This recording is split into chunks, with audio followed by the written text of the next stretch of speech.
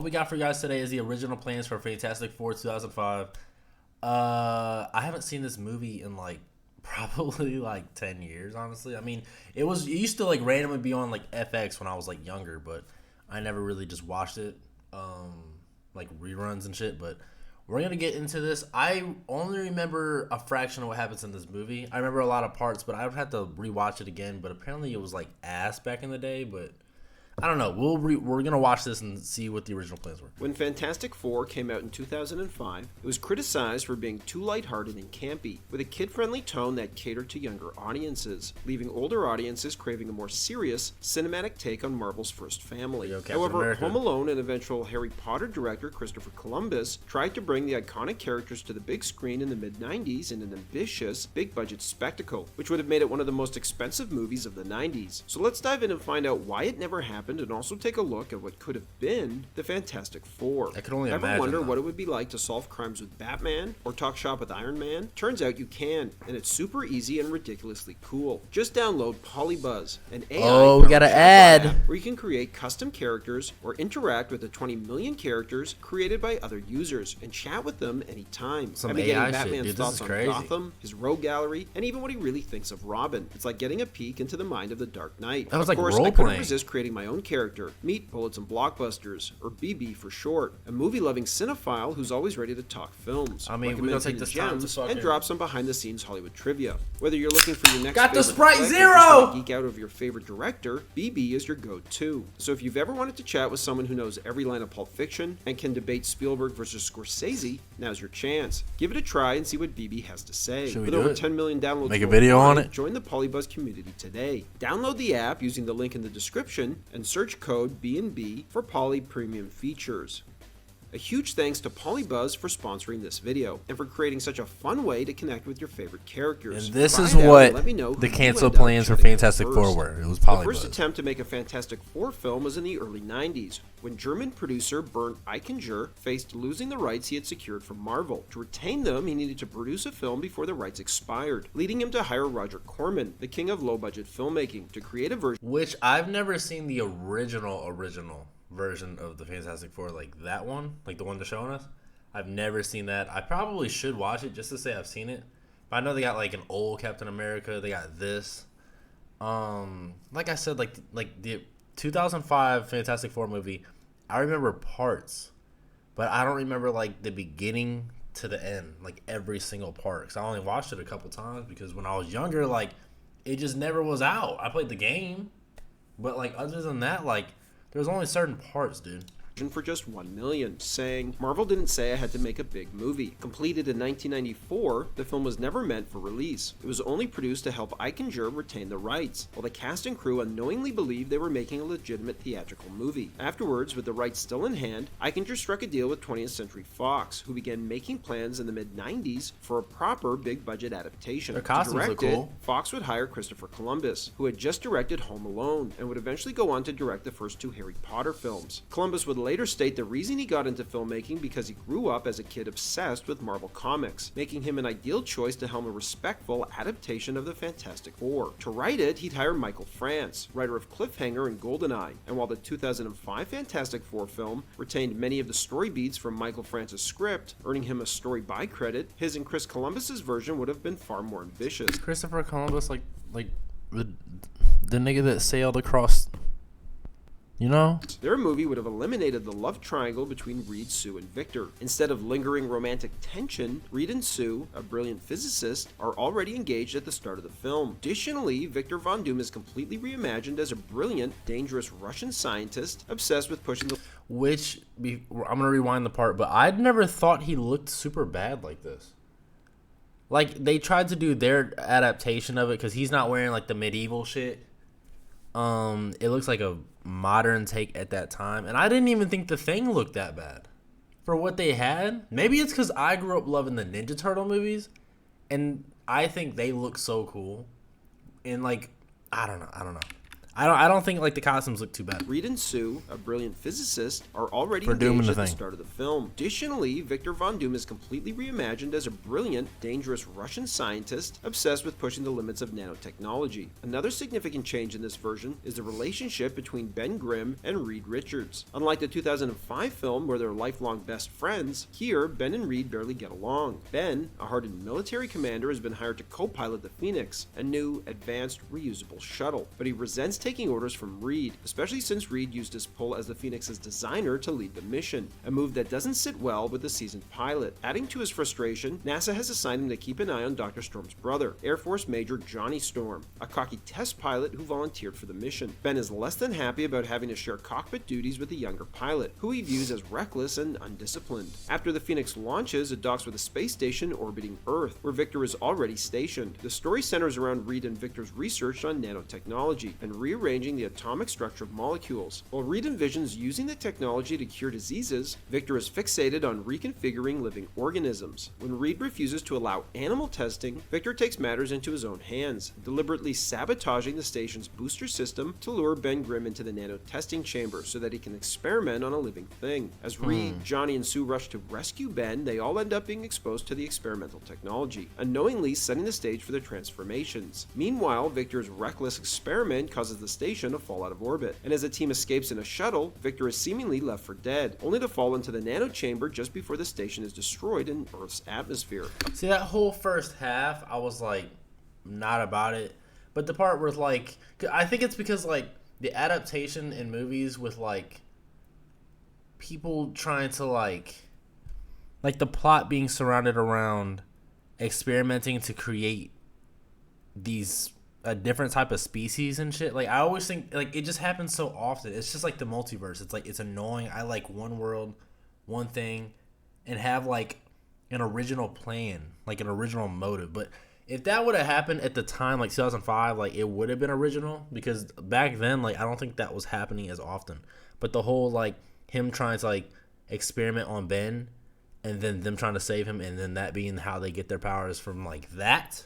I don't think that's necessarily terrible. Upon returning to Earth, the team is quarantined as they develop strange new abilities, while the government declares them dead, issuing a cover story that they were lost to cosmic rays, a nod to the original comics. Meanwhile, a terrorist group called the Enclave plans to bomb a half-finished skyscraper during the New Year's Eve celebration in Times Square. Learning of the plot, Reed convinces the others to escape and stop the attack. Using their newfound powers, they thwart the bombing, making their public debut as heroes. The media dubs them the Fantastic Four. Embracing their new roles, Reed purchases the top floors of the skyscraper where the attack was prevented, establishing it as their new headquarters. Meanwhile, the space station crashes into the mountains of Latveria, where Victor emerges transformed. His armor is described as streamlined with endless alien features, heavily influenced by H.R. Geiger's biomechanical aesthetic. No longer just a man, Victor has been rebuilt into a hybrid of flesh and machine. When Victor looks in the mirror, he sees a horribly disfigured face, but when the perspective shifts to objective reality, it's revealed that his narcissism has warped his perception and he actually bears only a small scar on his cheek. Using the nanotechnology, Doom seizes control of the country and crowns himself its absolute ruler. With grand ambitions to reshape the world in his image, he builds an army of Doombots and marches on the UN, declaring the world's leaders unfit to rule compared to him. Doom demands the world's leaders surrender to his rule or face annihilation, dramatically destroying the United Nations building to prove his power. They're mixing a lot of things from the comics into like what they originally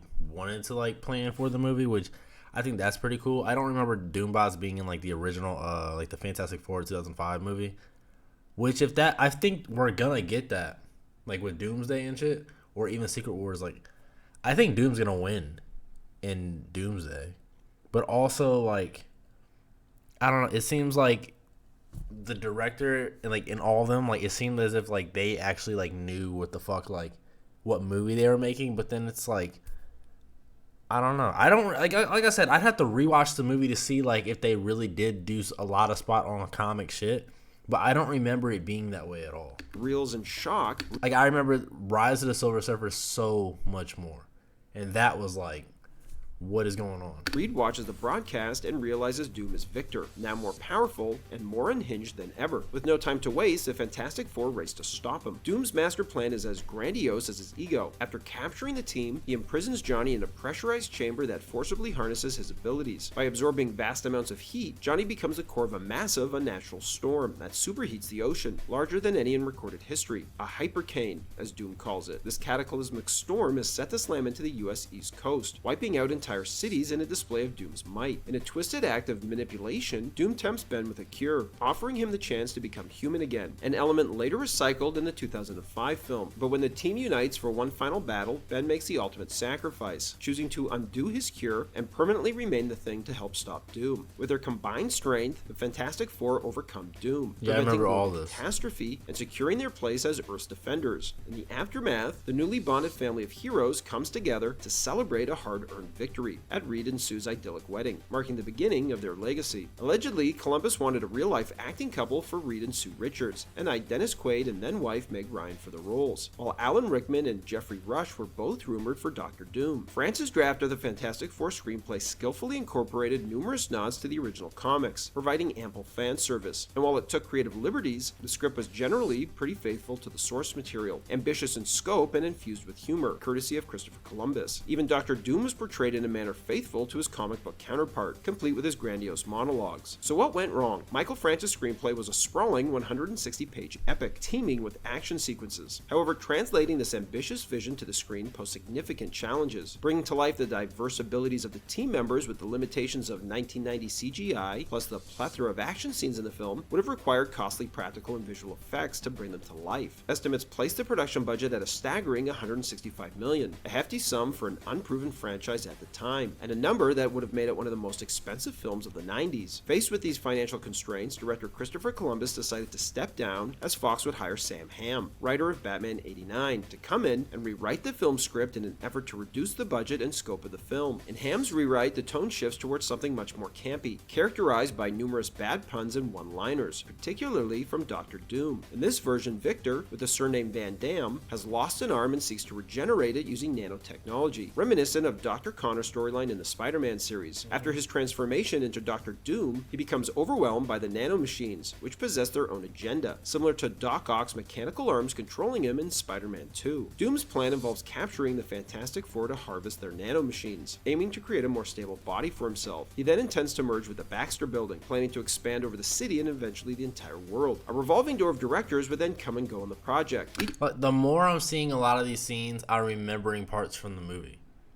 Like, I remember, but I just remember not being, like, hooked and being like, this is not Fantastic Four, but maybe, I don't know. Maybe I'm stupid. With the film's new lighter tone. From Peter Segal, director of Naked Gun 33 and a Half and Tommy Boy, to Sam Wiseman, director of D2 Mighty Ducks and George of the Jungle, and then to Raja Gosnell, director of Big Mama's House. Gosnell would leave to direct Scooby-Doo. Peyton Reed, the eventual director of all three Ant-Man films, would then sign on to direct. Reed envisioned the movie as a 1960s period piece, reflecting the era when the Fantastic Four first appeared in the comics. He also wanted to emulate the energetic and freewheeling style of A Hard Day's Night, and present the superhero team as already established celebrities, immersing the audience directly in their adventures without delving into an origin story. This approach would have showcased the Fantastic Four's dynamic presence in 1960s Manhattan, much like the Beatles' charismatic portrayal in their film. However, Reed would eventually drop out of the project as he felt like Fox wanted to make a B-movie out of the property. Even the Lord of the Rings' Sean Astin campaigned for the job, off the back of his Academy Award-nominated short film. But after reading the scripts that had been written would say, it's a little bit shocking. Like, I actually think most of the people in conventions could do a better job of developing most of these franchises than the studio executives themselves. Tim Story, fresh off of Barbershop and apparently impressing Fox executives with an early cut of the Queen Latifah comedy Taxi, would be hired for the job. When it came time to casting, Mads Mikkelsen was considered for Reed Richards. However, reflecting on the audition process, he described it as kind of humiliating and recounted being asked to pretend to grab a cup of coffee on the other side of the room with a long and stretchy arm. Robert Downey Jr. was considered for the role of Dr. Doom. Marvel Studios president Kevin Feige and Iron Man director Jon Favreau disclosed that Downey had met with Marvel for the part, before ultimately being cast as Tony Stark.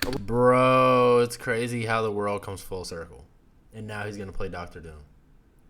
That's crazy. Imagine a world. Role that We're would gonna become finish this. iconic in the Marvel Cinematic Universe. However, had Downey been cast as Doctor Doom, the trajectory of his career and the MCU might have been markedly different. Thanks for watching, everybody. That's what I was gonna say.